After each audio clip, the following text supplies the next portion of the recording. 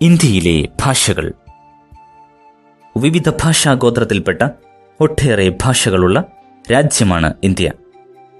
2001 census അനുസരിച്ച് ഇന്ത്യയിൽ 10 ലക്ഷത്തിലേറെ പേർ തദ്ദേശീയമായി സംസാരിക്കുന്ന 29 ഭാഷകളും 10,000-ലേറെ പേർ സംസാരിക്കുന്ന 122 ഭാഷകളുമുണ്ട്. ഇന്ത്യയിലെ ഭൂരിഭാഗം ഭാഷകളും ഇന്തോ യൂറോപ്യൻ ഭാഷാഗോത്രത്തിന്റെ ഉപവിഭാഗമായ ഇന്തോ ആര്യൻ ഭാഷയാണ്.